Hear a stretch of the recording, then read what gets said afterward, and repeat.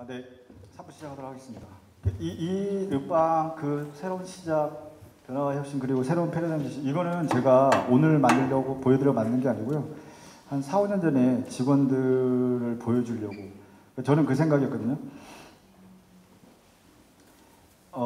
그 회사에 들어왔다면 그 회사의 비전이 뭐고 그 대표가 어떤 생각을 갖고 있고 회사를 어떻게 키워나갈지에 대해서 동네 빵집이지만 직원들이 알아야 되는 생각을 했어요. 그래서 저는 오픈할 때 하루 매출이 8만 원, 7만 원 나올 때 영화관을 보여줬어. 직원 한 명 있을 때. 왜냐, 나는 10몇 년 후에 뉴욕 한가운데 내 매장을 낼 거니까 영어를 해야 된다. 그래서 학교도 다녀야 된다. 그래야만이 우리가 지금 6만 원이지만 6천만 원이고 6억을 벌 수 있고 6천억을 벌 수 있는 회사가 된다라고 생각했던 거예요. 그래서 그 생각이 쌓이면서 그 생각이 이제 되니까 다른 게 안 보이더라고요. 빵을 팔아서만 안 되겠다.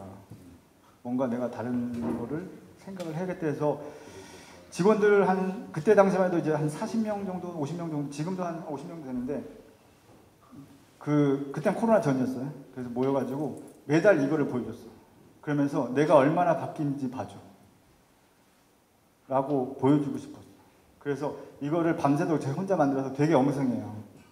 엉성한 것도 있지만 지금 조금 업데이트한 것도 있고 그래서 이걸 보여드리고 그럼 현재 상황과 그 다음에 제가 생각하고 있는 것을 말씀드리고 제가 말씀드리는 게 맞진 않겠죠. 다 맞았으면 제가 지금 정말 어마어마한 사람이 돼 있을 거고 물론 지금 너무 감사드려요. 이렇게 제가 쓴 책도 아니고 그냥 감수를 하고 그냥 설명을 드리는 것 뿐인데 이렇게 많이 와주신 것도 감사하고 이런 자리를 제가 몇 년 동안 했다는 것도 제 자신한테 약간 자랑스럽기도 하고요. 더 열심히 해야겠다는 생각 들기도 합니다. 그래서 어떻게 망해가는 건가 네? 그런 것도 어떻게 보면 노하우일 수도 있고 그러한 부분들을 잘 헤쳐나갈 수 있다면 저는 가능하다니까 지금 이렇게 하는 거라고 생각을 해요. 그래서 제 얘기를 한번 들어보시고 공감이 되시면 저 사람은 저렇게 해서 하나 보다 나도 저런 꿈을 꿔봐야 되라 생각이 들면 한번 좋은 기회가 되지 않을까 싶어서 이렇게 한번 말씀을 잘 드려볼게요. 그래서 이거는 되게 거창하게 써봤어요. 직원들한테 뭔가 보여주고 싶어서. 그래서 그 설명드렸듯이 2009년도에 저기 8평짜리 빵집에서 오픈을 했어요. 그래서 아까처럼 나는 하드빵만 해야지. 나만 하드빵만 해야지. 단팥빵 같은 건 하지 말아야겠다. 왜냐면 단팥빵을 무시하는 게 아니고 그냥 하드빵을 하고 싶어서 오픈했으니까 거기에 맞춰서 오픈한 거예요. 그래서 바로 옆에 파리바게트에서도 신경을 안 썼고요. 왜냐면 빵이 달랐기 때문에. 그래서 오픈을 한 거예요. 근데 1년 동안 정말 장사가 안 되더라고요.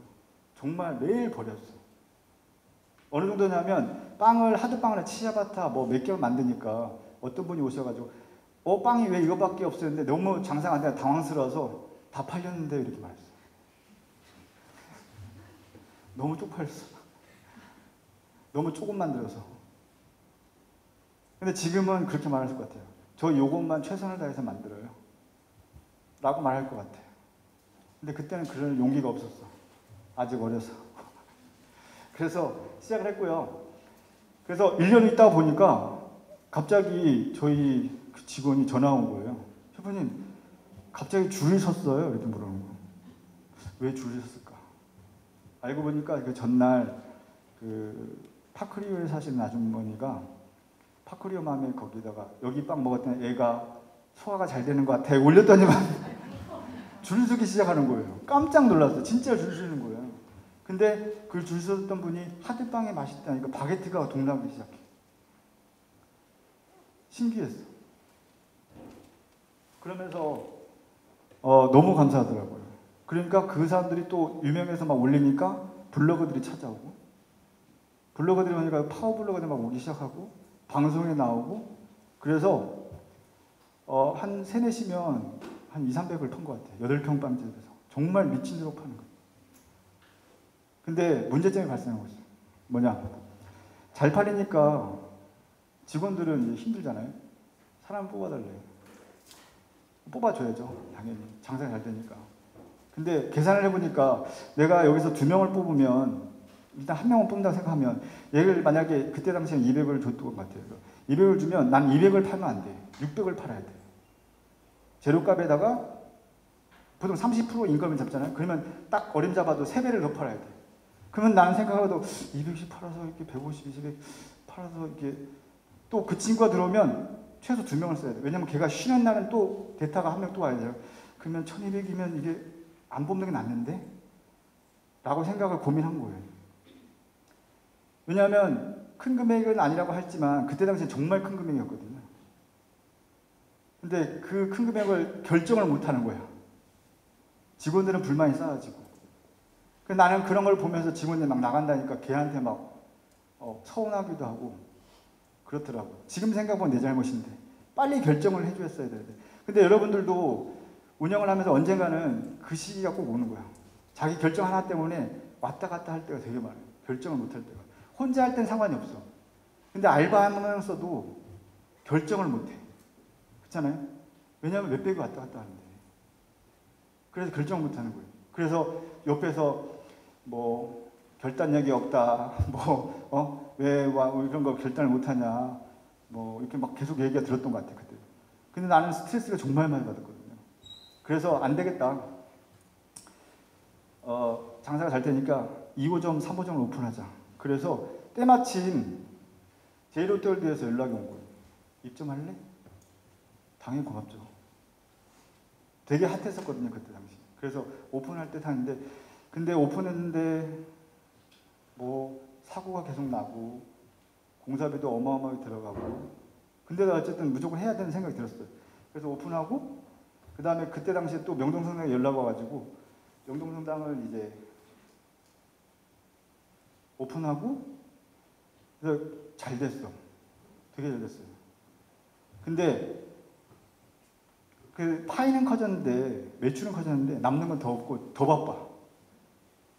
왜냐하면 매장 하나 있을 때는 내가 청소도 하고 빵도 만들고 마감도 치고 했는데 내가 없을 땐 혼자가 그 일을 못 해주는 거예요. 홀만 3명이 필요해졌어. 빵 치는 애들 또 2명 더 필요해 돼. 거기 알바도 마감 치는 애 또 필요해. 그러면 이제 단가가 안 나오기 시작하는 거예요. 그래서 그 생각을 한 거예요. 아, 내가 그리고 장사가 잘 됐다니까 주변에 똑같은 게 6개가 생겼어요. 똑같은 게. 하드빵을 만드는 빵집이. 근데 그때 생각했던 게 뭐냐면 아, 내가 기술을 가져야겠다. 남들이 따라올 수 없는 기술을 가져야 되겠다. 그러면서 그때 르노트를 다녔던 것 같아요. 그래서 프랑스도 갔다 오고 한국에 있는 르노트 다니고 그러면서 연수도 갔다 오고 계속 그런 식으로 했던 것 같아요. 배워야 되겠다. 이렇게 하다가는 언젠가는 무조건 망하겠다. 근데 내가 배워서 망하면 언젠간 다시 일어나겠다는 생각으로 그때부터 대학원을 또 다니기 시작했던 것 같아요. 그래서 우리 아버지가 그 말씀 하시더라고. 야, 지금 대학을 다니면 너가 박사도 하고 하겠다는데 10년 걸릴 것 같은데 할 수 있겠냐. 아버지, 저는 목표가 미국에 뭐 이렇게 얘기 설명했어요. 무조건 다닌다고. 그래서 하다가 기능장을 하게 되고 뭐 하면서 하다가 같이 기능장을 다니던 교수님이 저희 바게트 하는 거 보시고 바게트 하는 거를 학생들한테 좀 가르치면 좋겠다 해가지고 스카우트 하는 것처럼 이제 뽑아줬어. 그래서 한국관광대에 다니기 시작한 거예요. 그래서 바게트만 한 거야, 거기서. 네. 그런 식으로 이제 사업이 점점 커졌어요. 근데 결정을 해야 될 때가 온 거예요. 왜냐하면 이제 매출이 점점 커지기도 하고 수익 나는 매장도 있고 수익이 안 나는 매장도 있었어요. 가게를 할 건지 내 실력을 키울 건지. 그래서 중간에 한 3, 4년은 정말 가게를 거의 안 나가다시피 했어요. 석박사 하는데 너무 힘들더라고. 학교 다니는 것도 힘들었고 어떻게 다녔었냐면 화요일하고 수요일날을 한국관광대에서 이천에서 수업을 하고 5시 반에 끝나서 중부고속 타가지고 7시 반까지 야간 경희대에 다녔어요. 끝나 10시 반에 집에 가서 11시부터 논문 쓰기 시작해. 발표 다음날 또 해야 돼. 그러면 다음날 누워 있어야 돼. 그러니까 5, 6일은 거의 그냥 하루 가게 나가잖아요. 엉망이야. 근데 그때는 내가 준비가 안 되니까 직원들이 밉더라고요. 왜 청소를 안 했지? 왜 빵을 안 만들었지? 근데 지금 생각하면 내 잘못인데 가지도 않고 그걸 직원 탓으로만 한 거였어. 근데 지금도 청소하라고 하죠. 근데 요거 나라는 것 같아요. 왜냐하면 내 잘못인데. 같이 만들어주면서 직원들 그런 생각해요. 오지도 않으면서 어쩌다가 와서 하는 건 욕밖에 없어. 그럼 나가죠, 당연히. 그렇다고 돈을 많이 주거나 많이 시게 준 것도 아니고.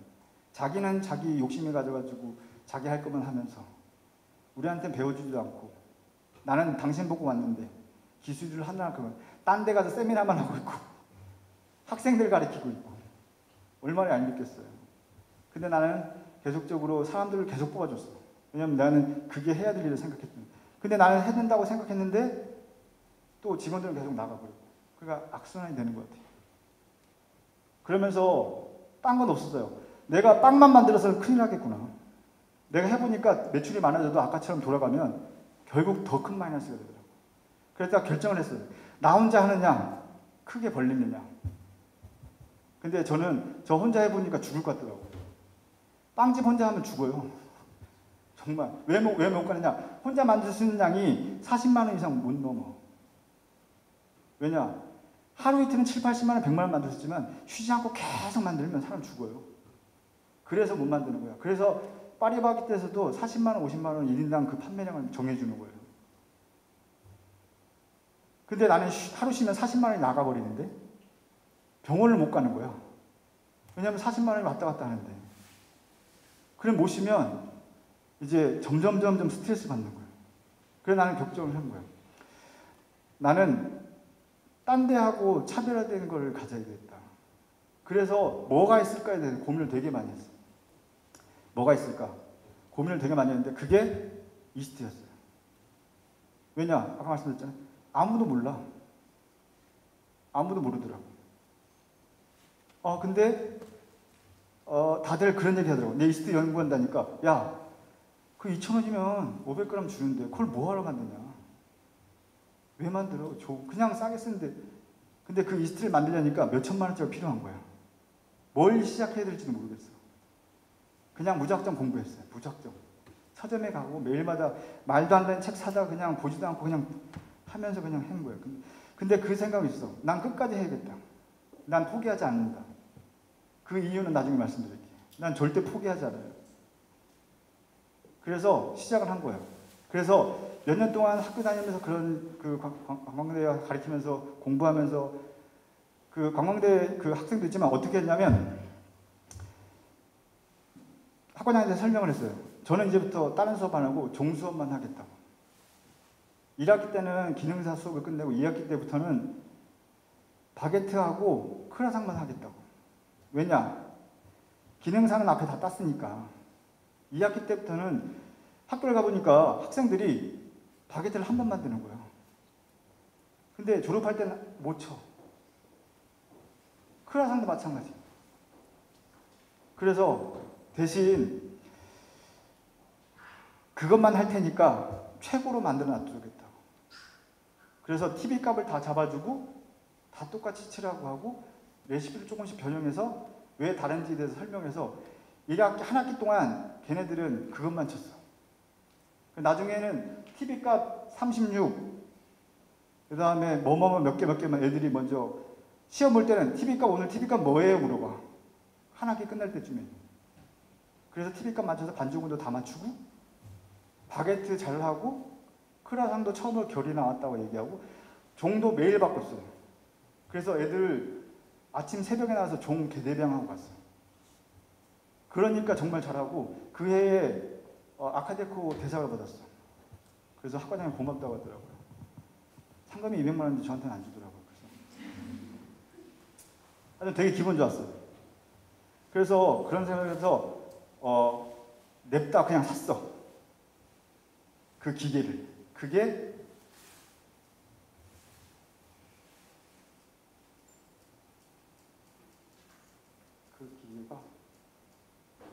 그 기계 한번 보여줄 수 있어요?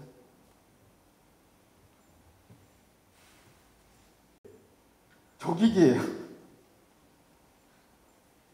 저게 심지어 이스트를 만드는 기계가 아니고 건조 이스트를 만드는 기계. 4,600만 원짜리. 그래서 매일 하는 거는 소스를 만들었어. 지금 생각하면 말도 안 되는 짓을 한 거죠. 그래서 저걸 사자마자 1년 있다가 저게 아닌가 싶어서 이걸 샀어요. 5천만 원짜리. 그것도 돈이 없으니까 리스로 매달 100만 원씩 내면서. 근데 포기하고 싶지 않았어요. 다른 건 없어. 안 사면 포기할 것 같더라고. 어떻게든 해보고 싶었어요. 그래서 무작정 샀어요. 그래서 매일 책을 사러 서점에 다녔어요. 그래서 하다가 이거는 이제 동결건조기 이제 이스트 만드는 과정을 여기다가 넣는 거예요. 그래서 마이너스 50도에서 수분을 빼가지고 이스트를 만드는 거예요. 동결. 그래서 전 세계로 수출하려고. 그래서 다들 셰프들 봐가지고 겉에서는 대단하지만 경멸의 눈으로 나를 당연히 그랬겠죠. 그래서 하다가 서점에를 도저히 모르겠으니까 서점에를 갔어요. 이대로는 안 되겠다.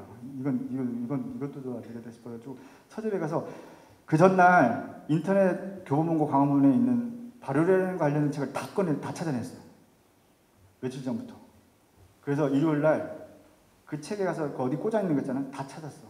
그래서 그걸 하루 종일 거기서 봤어요. 보다가 영어 책은 일단 너무 힘드니까 뺐어. 한문 나온 것도 다 뺐어. 그나마 읽을만한 게 딱 보니까 노란색 책이 있더라고요. 미생물 학책. 이거다. 난 이거에 목숨 걸겠다. 그래서 쫙 열어봤더니만 서울대학교 교수 이계준 이렇게 쓰더라고요. 서울대에 바로 전화했어요. 이계준 교수님 광팬인데 연락처 좀. 당연히 안 가르쳐주죠. 누구시냐고. 독자입니다. 급합니다. 안 알려주더라고요. 그래서 계속 전화했어요. 계속.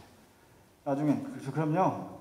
제가 교수님한테 물어보고 연락처 드릴게요. 하니까 너무 감사한데 2주 동안 안 왔는데 2주 후에 제가 또 전화했더니만 금방 가르쳐줬는데 전화 왔더라고요. 교수님 전화 온 게 아니고 그 사무직 직원에서 이메일을 가르쳐줬어요. 지금 생각해보니까 교수님 이메일이긴 한데 교수님이 따로 만드신 이메일이야. 그런 분들이 저 같은 분이 얼마나 많겠어요. 그래서 그 교수님 메일에 계속 썼어요. 그때 내용이 아직도 기억나.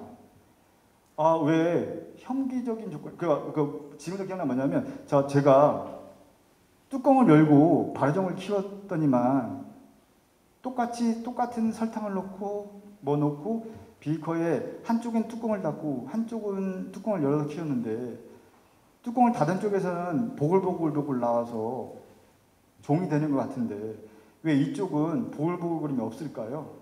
이론상 뚜껑을 열어야만이 종이 많이 생긴다는데 왜일까요? 그걸 물어봤어. 답을 안 해주시더라고요. 계속 보냈어요. 근데 2달 후에 답이 왔어.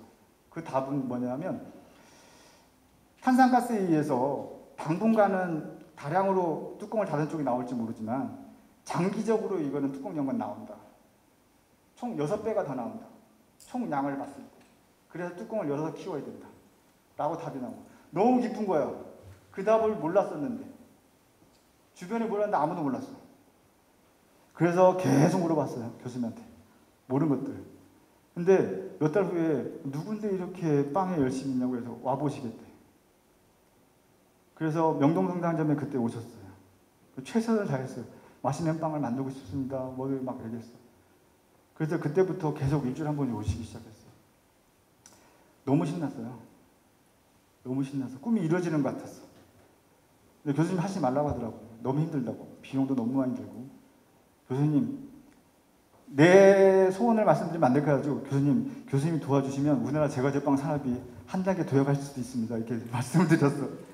그러니까 교수님이 정말 지금도 대단한 분이신데 내가 가지고 있는 지식이 알려준다고 해서 닮는 것도 아니고 그런 생각이면 도와주겠다고. 대신 돈을 안 받겠다고 하시더라고요. 그러니까 저는 드려야 되는 생각했거든요. 그러면 일단 시작을 해야겠다, 무조건.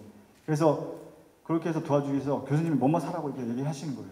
그래서 산 게 아까 실험실 아까 그거를 다 사기 시작하는 거예요. 그래서 거기서 벤처를 등록하고 이걸 하나씩 산 거예요. 몇 억이 들어갔어요. 돈은 대출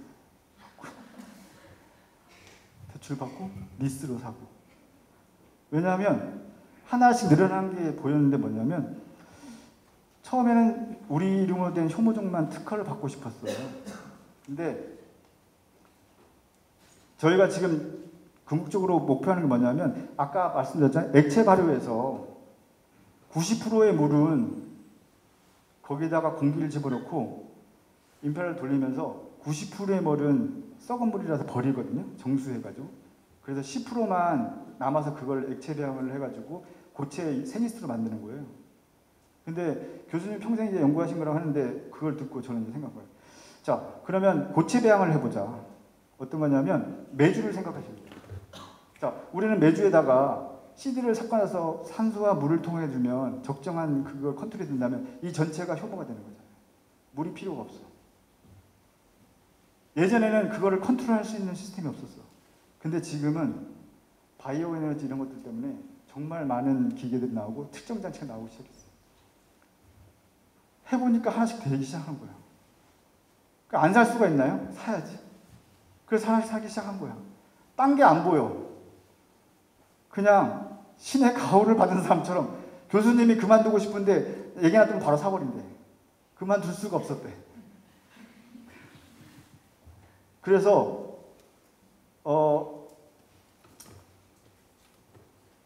자금이라는 게 이제 한정적이잖아요. 그래서 어떻게 하면 큰 자금을 받을까 했더니 이게 정보가 있더라고.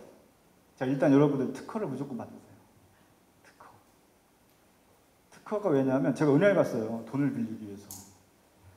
내 앞에 있는 사람은 나도 10억 매출이 있고 그 사람도 10억 매출이 있었어. 근데 그 사람은 26억을 대출해주고 난 1억밖에 안 해준대. 은행 직원한테 물어봤어요. 왜 나는 1억이 전 26억이냐. 자, 보세요. 대표님은 장사가 안 되는 건 아니지만 그냥 또 매출을 하나 해서 그걸 메꾸려고 1억을 빌리는 거고, 저분은 기술력인 특허를 갖고 있고 그 특허를 갖고 공장을 돌려가지고 전국 납품을 하겠다. 근데 그 공장을 지을 26억이 필요하다. 은행에서는 돈을 빌려줘야 되잖아요. 그게 하는 일이니까. 그래서 빌려주신다고 하더라고요. 아, 특허를 해야겠다. 그래서 2년 반 동안 특허 16개를 냈어. 그래서 제일 처음 낸 게 고체 배지를 만드는 거를 무작정 냈어요. 그래서 그거에 따라서 또 연구가 되고 하면서 이제는 가장 최근에 한 게 한 번에 5개가 나왔어. 그래서 하나씩 이제 되잖아요. 거기에 따라서 또 대출이 또 추가가 되는 거예요. 왜냐면 나는 사업을 하고 더 키우려면 이제 자금 필요하잖아요. 한계가 있으니까. 근데 일이 진행되면서 안 할 수가 없었어요. 그리고 나는 기본적으로 빵만 팔아서는 끝이다라는 생각을 갖고 있기 때문에. 근데 빵을 이용해서는 돈을 많이 벌 수 있다는 생각이 들었어. 그래서 딴 게 안 보였어요. 기술이다. 자, 이렇게 할 수 있는 사람이 우리나라에 몇 명 있을까 생각해보면 너무 제 자신이 그때 포기했으면 이런 여러분들 못 만났을 거고, 제가 어제 어떤 뭐가 있어서 이런 자리를 마련할 수 있을까요? 그래서 포기 안 했다고 생각하는 거예요. 좀 이따가 제가 왜 포기 안 한지를 말씀드릴게요. 자, 그렇게 하고 지금 최근에 연구하는 내용. 자, 이거는 초파리. 5월 달에 초파리가 가장 당성분해 꽃에다가 이렇게 모여요. 그럼 야외에 나가보면 초파리들이 그쪽에 막 꼬여있어. 그럼 거기에 있는 꽃을 따다가 팔꿈치나 여기다가 아까 고체 배지에다가 이렇게 스테이킹을 하는 거예요. 자, 그러면 저당이스트, 생이스트, 초파리 요걸 스테이킹해. 그러면 신기하게도 고당에서 아까 꽃에서 따온 애들은 고당에 적응을 해서 더 잘 자라. 왜 고당이스트냐? 아까처럼 고당이스트는 죽어버리잖아요. 당이 높으면. 거기서 살아날 수 있는 효를 만든 거예요. 그래서 더 고당에서도 잘 자랄 수 있도록, 고당이스트는 어떻게 기본적으로 만드냐면 계속 아까처럼 트랜스퍼 하면서 점점 강한 고당에 살아날 수 있는 효모를 만든 거예요. 저당은 또 그렇게 나가는 거고. 그래서 지금은 이렇게 해서 이걸 특허를 냈어요. 또. 그럼 또 대출이 나오네. 자, 이거는 뭐냐면 RNA 분석이에요. 이거를 국책기관에 보내요. 이렇게 한 다음에. 그래서 보내면 얘가 우리는 효모라고 생각하지만 진짜 효모인지 모르잖아요. 그럼 국책기관은 그거를 RNA 분석해가지고 보내줘요. 해가지고 100%, 99%, 100%짜리는 인정을 잘 안 해줘요. 왜냐? 기존의 100%짜리는 똑같다는 거거든. 나는 특허를 받고 있는데 비슷하되 조금 달라야 되잖아요. 100%짜리는 기존에 있는 걸 누가 특허를 해줘요. 그래서 이건 못 쓰는 거야. 요거는 99%짜리니까 쓸 수 있는 거예요. 그래서 이걸 갖고 국제 기탁을 또 해요. 국제적으로 난 이거 내 거야 라고 확인을 받는 거예요. 그러면 전 세계 어딜 가든 내 이름만 치면 국제 기탁증이 나오는 거예요. 그래서 그걸 갖고 고당이스트를 또 특허를 내는 거예요.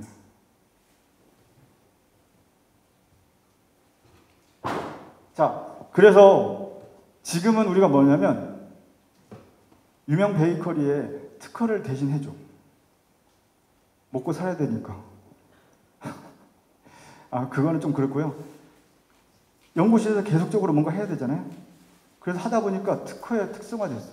아, 어떻게 해야 효모를 만들고 매일 하는 게 그거거든요. 아침에 오면 4명이서 그것만 하는 거야. 와가지고 배지 끓이고 뭐하고 오토클레이브 하고 뭐하고 하면서 계속 종을 계속, 그리고 변리사님도 이제 매일마다 미팅에서 어떤 거를 해야 되는지 뭐 그런 것도 시작해서 이제 점점점 커지는 거예요. 자, 커지다 보니 이것도 커지지만 국책 사업을 시작했어요. 벤처 있고 중소기업, 기업부설연구소 있다고 하니까 이것도 컨설팅 받는 돈 1,000만 원 달라니까 제가 다 한 거예요. 오래 걸리더라고 대신. 그 대신 이제 빠삭하게 알아. 자, 그거를 벤처를 하니까 혜택도 많아. 세금도 감면되고 공장하니까 소득세도 감면돼주고. 자, 그러면서 국책하면 이건 4억짜리예요. 공짜. 대신 2차에서 떨어졌어요. 1차는 합격. 계속 할 수 있어. 내년엔 자신감이 있어.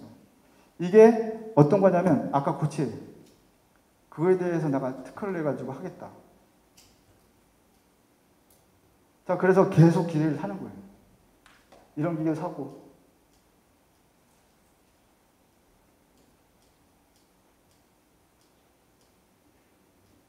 이런 것도 사고.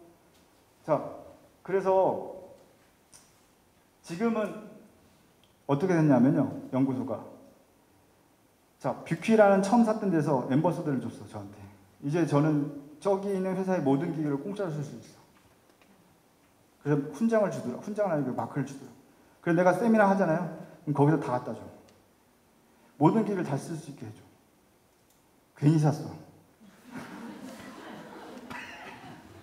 자, 코바이오텍이라는 우리나라 최고의 발효 하는데 회장님이 저희 회사에 오셔가지고 저희 본 다음에 가능성 있어. 1억 5천짜리 그냥 주셨어요. 대신 성공하면 주식은 달래. 오케이. 왜냐면 난 지금 1,000만 원도 모자란 사람이거든. 자, 그리고 제가 아카데미를 한다니까 프랑스 오븐 회사에서 오셔가지고 저희 발전성을 보는지 저를 봐시는지 모르겠지만 거의 한 3억 5천 정도의 기계 자금을 다 프리로 해주신 거예요. 그래서 좀 이따가 인스타에 올릴게요. 지금은 좀 그렇고 처음이래요. 처음이라고. 자, 그리고 지금 사케미미아라는 이제 방송 프로그램이 있는데 지금 뭐 이렇게 하는데 거기서 프랑스에서 나를 지목했다는 거예요.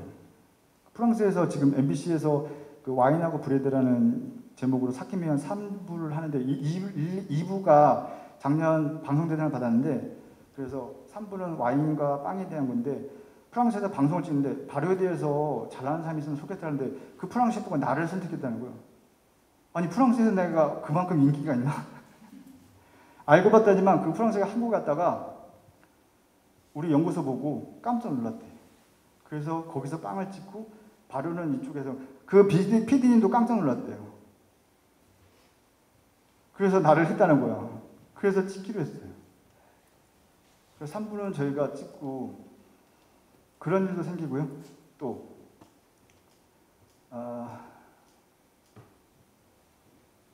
네, 외부 협력도 지금 많이 하고 있고, 그다음에 아까 말씀드렸던 교수님이 서울대 이계준 교수님인데 정말 대단한 분인 것 같아요. 지금도 몇 년 동안 저한테 한 번도 말을 놓으신 적 없어요.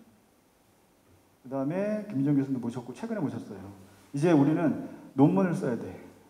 이거를 이제 우리가 아까 데이터들 있잖아요. 그것들을 싹 정리해서 그거를 이제 논문화 시켜가지고 투고를 해야 되는 상황이 온 거예요. 그래야 회사가 더 커지고 견고해진다 확신이 되니까. 자, 그리고 연구원들도 처음 빵을 하는 친구들인데 다 연구를 배웠어. 그래서 지금 아까 이런 베이커리 이런 데이터를 만드는 다 연구원들이 다 하는 거예요.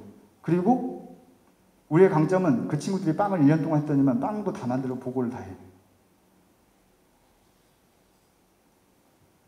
근데 이게 순조롭게 있는 일이 아니고 사실은 그만두고 또다시 채용하고 그만두고 채용하고 했던 거거든요.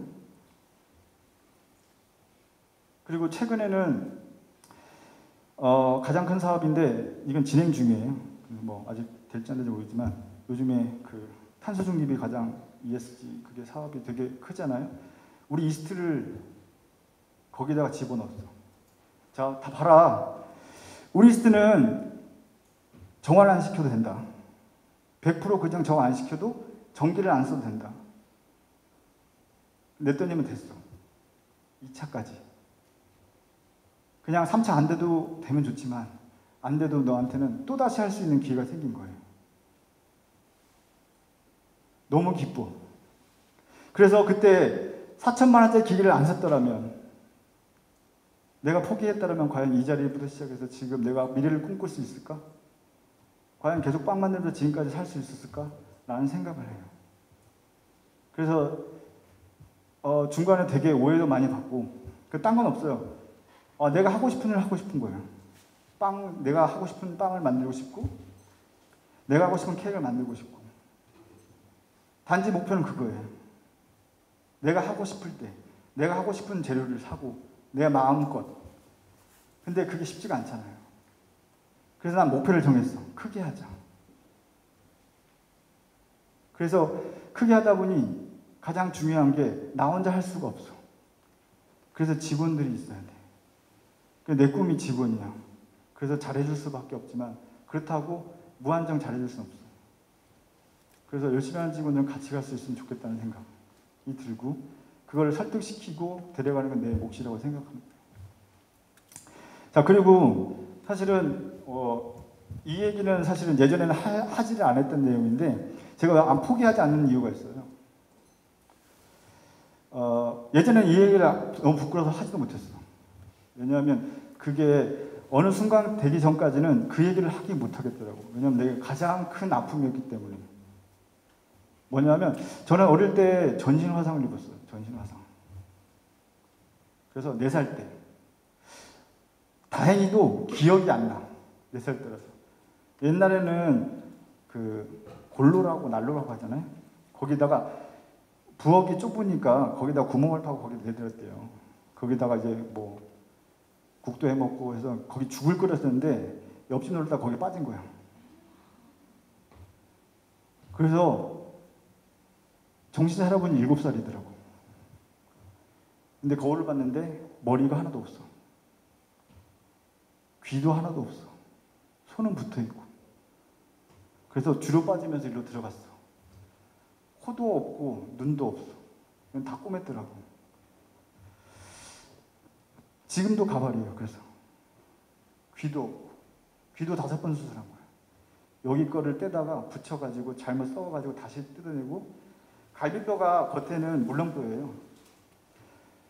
그래서 그거를 겉에 부분을 따다가 심었어. 심었더니만 얘가 잘 안 붙어서 다시 뜯어냈어. 다시 또 붙였어.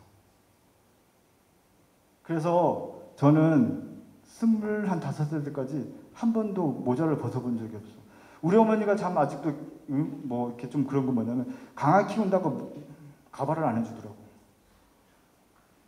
강아지가 아는데 그래서 저는 항상 버스를 타거나 지하철 때 이렇게 타요.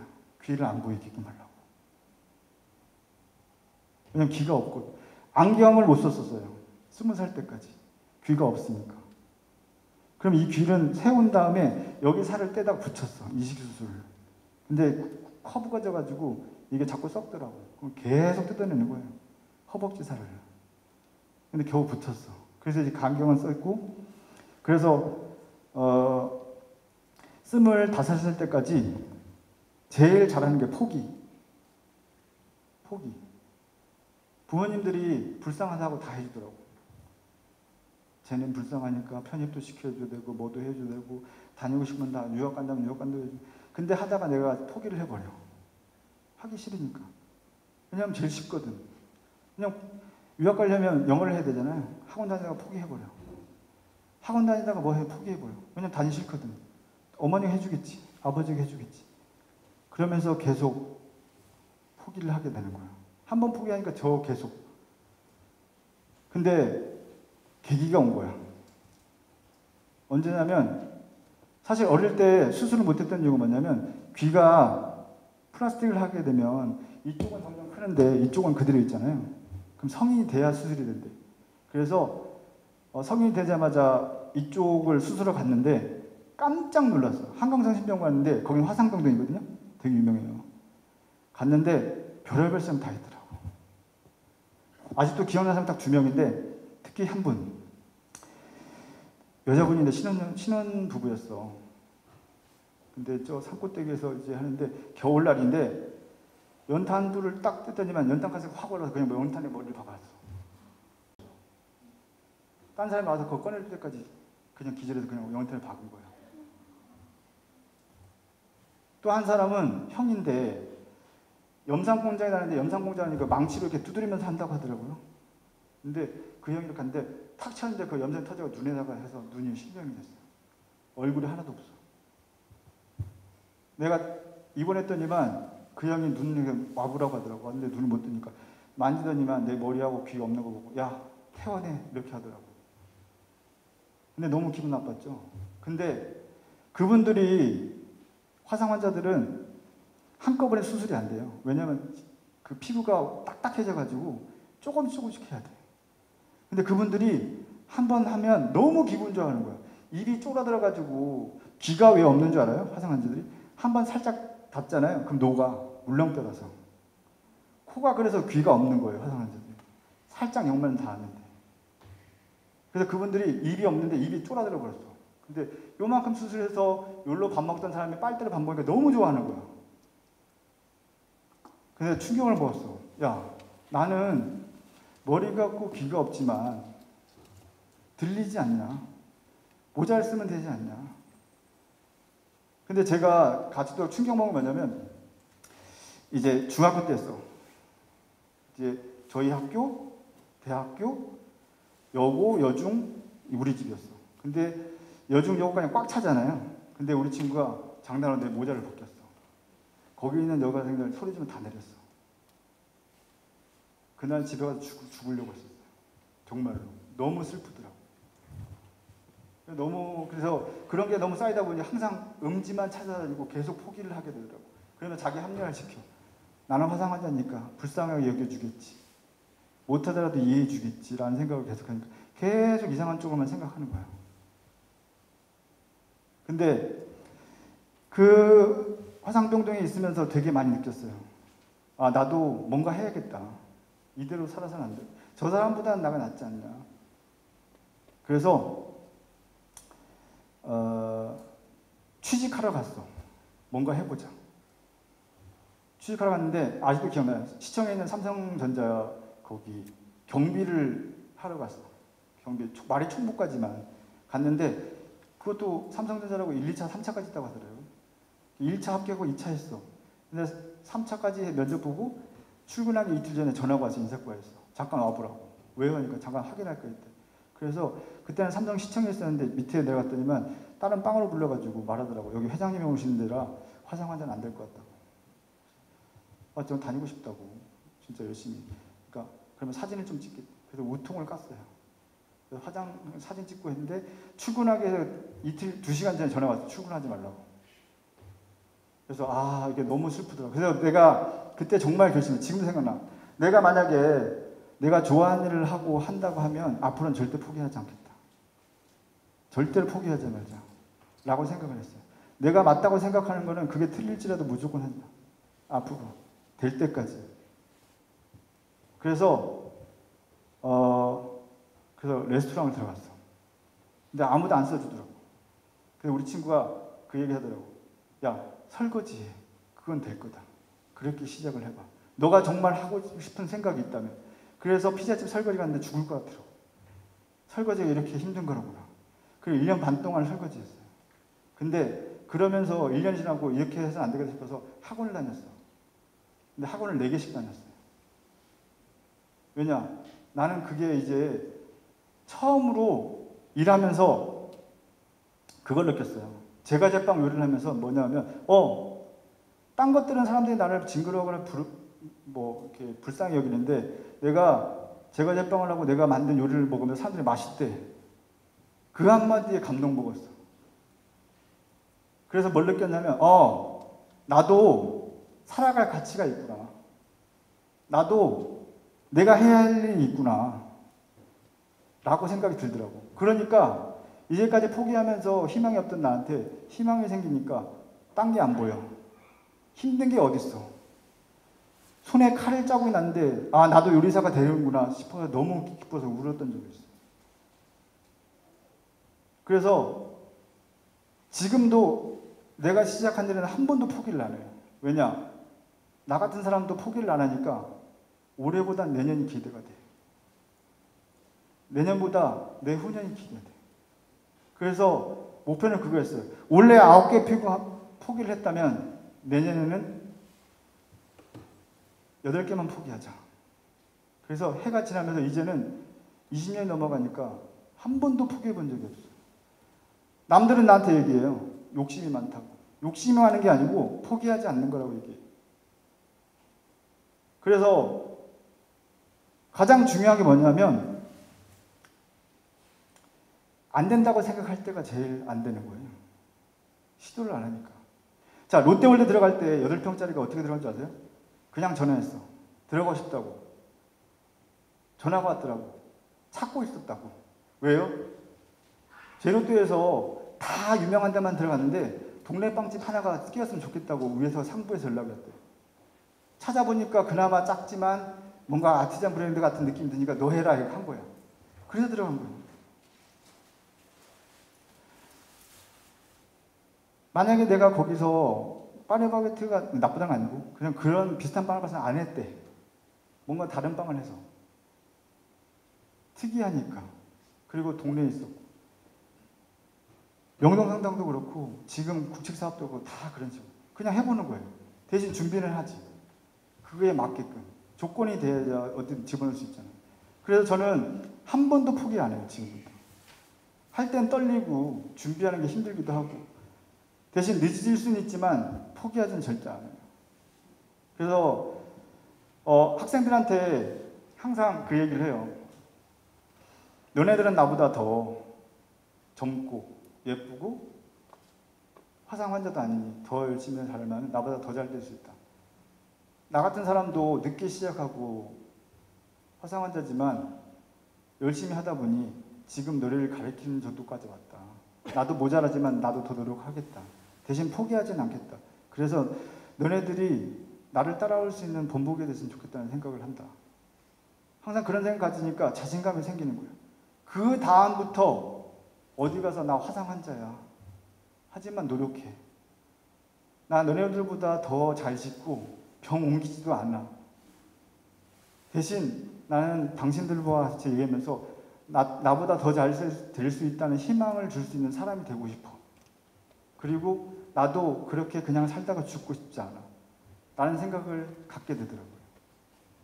그래서 사실은 3부를 1, 2부는 포기하지 않고 그냥 공부하다 보니까 된 거고 아직도 많이 모자라요. 근데 사실은 3부를 얘기해 드리고 싶었어요. 여기 사업을 시작하는 분들이 절대 포기하지 마세요. 포기하더라도 그게 기회가 될 수 있게끔 아까 말했잖아요. 망한 거는 잘못했으면 그만둘 수도 있어요. 대신 그것 때문에 다음에는 망하지 말아야지. 그게 가장 중요한 것 같아요. 처음부터 안 한다고 하면 그건 아예 시작을 하지 않는 것보다 더 나쁜 것 같아요. 시작을 해보고, 그래서 저는 항상 이 생각을 갖고 살아요. 좀 이따 보죠. 일단 내가 하고 싶은 거는 저질러보자. 그리고 견디자. 그리고 끝까지 해내자. 그러면 곧 나한테 기회는 온다. 그리고 저는 중간에 되게 그러한 것들이 나한테 되게 됩니다. 저는 기능장도 10번 붙었어요. 10번 만에. 같이 시작했는데 제가 제일 늦게 붙었어요. 근데 10번 하다 보니까 8번째 그 교수님을 만났어. 그래서 겸임 교수가 내가 됐어. 지금은 그 학원에 내가 바게트를 가르쳐가요. 제일 잘한다고. 힘들죠. 10번 떨어지면 사람 미쳐버려요. 미쳐버려. 10번 떨어지면. 6번째부터는 어떻게든 붙고 싶더라고. 근데 안 되는 거예요. 더 초조해져. 근데 그건 알아. 내가 포기하지 않으면 된다는 건 확신이 있더라고요. 10번 만에 될 때 오히려 덤덤해지더라고요. 지금도 마찬가지예요. 지금도 내가 만약에 그 연구소를 그만뒀더라면 이 많은 직원들을 데리고 다닐 수 있을까? 그들한테 날 따라와라고 얘기할 수 있을까? 비전을 보여줄 수 있을까?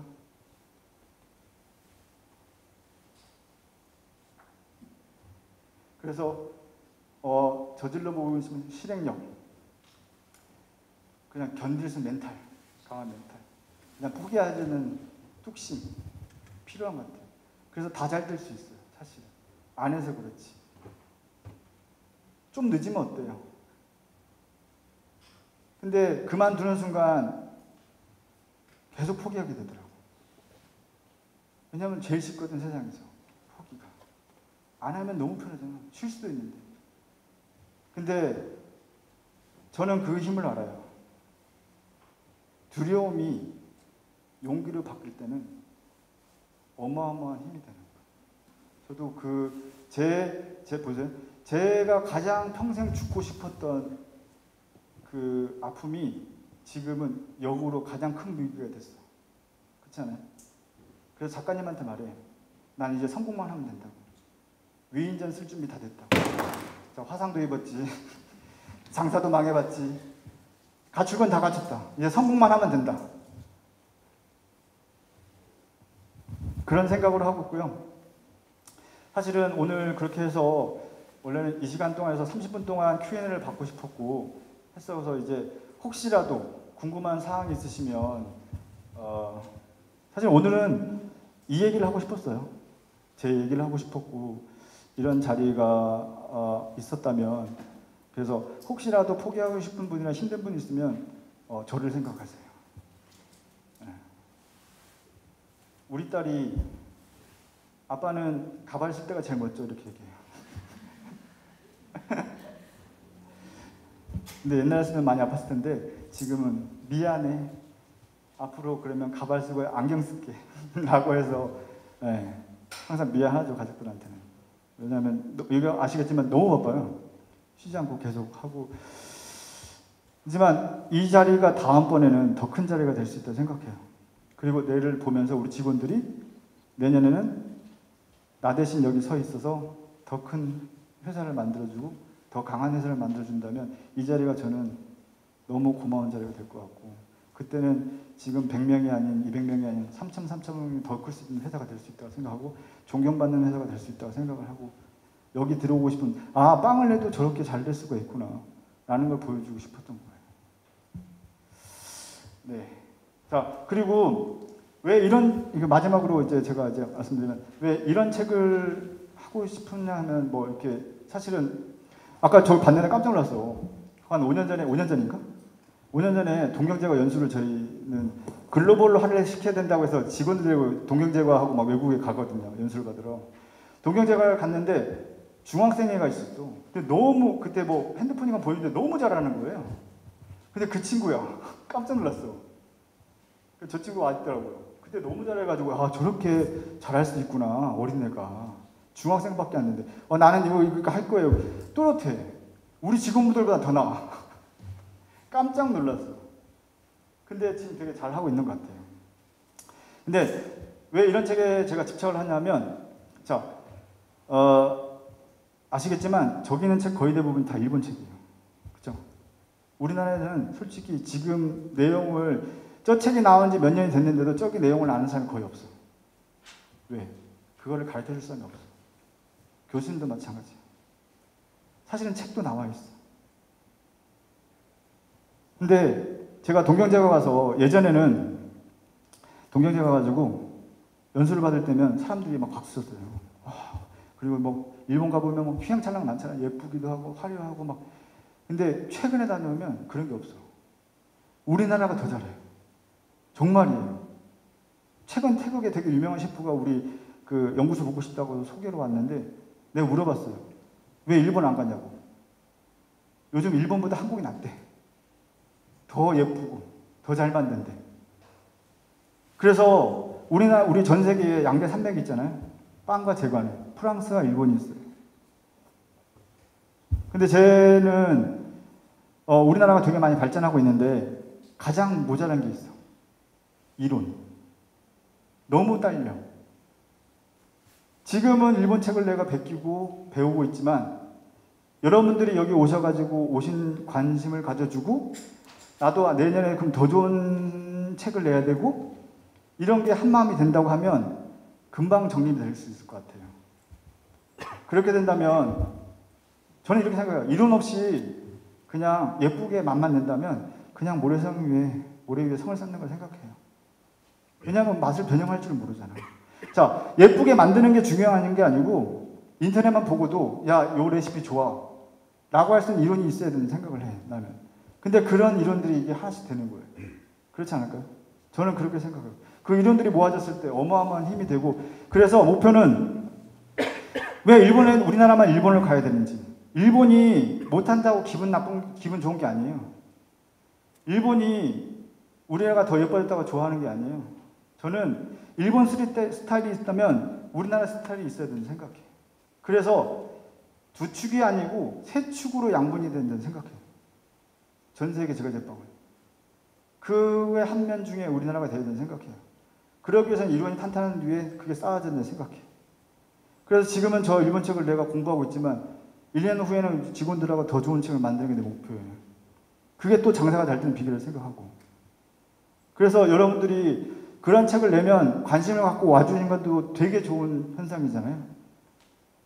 그러면 더 좋은 책이 나오고 여기 있는 셰프들이 나중에 전 세계로 나가서 세미나를 하고 왜 일본 셰프들만 우리나라에서 세미나 하면 몇백만원씩 줘야 되죠? 나쁘다는 게 아니야. 우리도 갈 수 있다가 한 문화를 만들자는 거죠. 가서 이론을 따지면 할 말이 없으면 안 되잖아요. 그건 아니야 라고 말할 수 있는 이론 가져야 된다 생각을 해요. 그러기 위해서는 여러분들이처럼 감사하게 하고 저 역시도 더 노력을 해야 된다는 생각을 해요. 그런 문화가 된다면 우리는 앞으로 두 개 축이 아닌 세 개 축에서 우뚝 선 대한민국이 될 거라고 확신을 합니다. 그래서 여러분 오늘 너무 와줘서 감사하고요. 그 다음에 이런 좋은 책들을 꾸준히 내주시는 터닝포인트 관계자분들 그리고 저희 사실 며칠 동안 거의 밤새듯이 해서 계속 이 세미나를 만들어주시는 이제 저희 직원들 그리고 백종원 셰프 그 다음에 더 감사한 건 이렇게 바쁘신데 찾아오신 여러분들이 너무 감사드리고 관심 가져서 너무 감사드리고 저희는 더 노력하도록 하겠습니다.